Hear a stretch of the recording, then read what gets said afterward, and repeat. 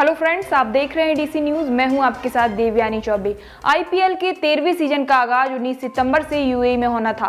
Chennai super king को छोड़कर बाकी फ्रेंचाइजी टीमों ने इस सप्ताह के शुरू तक ट्रेनिंग शुरू कर दी थी। सीएसके के 2 खिलाड़ी समेत 13 सदस्य कोविड-19 पॉजिटिव पाए गए थे, जिसके चलते इस फ्रेंचाइजी टीम का क्वारंटाइन पीरियड बढ़ा दिया गया था। दीपक चाहर और ऋतुराज कोविड-19 पॉजिटिव पाए गए थे। इन दोनों को छोड़कर बाकी सभी क्रिकेटरों ने आज से ट्रेनिंग शुरू कर दी है। ट्रेनिंग के पहले ही दिन कप्तान महेंद्र सिंह धोनी ने टीम के स्टार ऑलराउंडर रविंद्र जडेजा की गेंदों का सामना किया। सीएसके की टीम दुबई ताज होटल में रुकी है और आईसीसी एकेडमी में ट्रेनिंग कर रही है।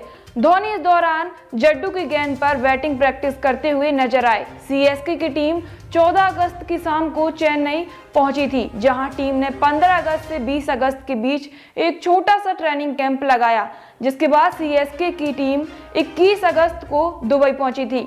दुबई में सभी टीमों ने 6 दिन का क्वारंटाइन पीरियड पूरा करने के लिए कहा गया था। इसी दौरान सीएसके के दल से 13 सदस्य कोविड-19 पॉजिटिव पाए गए, जिसके चलते टीम का क्वारंटाइन पीरियड बढ़ा दिया गया। सीएसके टीम से 2 दिग्गज क्रिकेटर अपना नाम भी वापस ले चुके हैं, जिसमें टीम के उपकप्तान सुरेश रैना और सीनियर स्पिनर हरभजन सिंह शामिल है। दोनों ने निजी कारणों का हवाला देकर टूर्नामेंट से नाम वापस लिया। आईपीएल का शेड्यूल अभी तक रिलीज नहीं किया गया है। पहला मैच सीएसके और मुंबई इंडियंस के बीच ही खेला जा सकता है।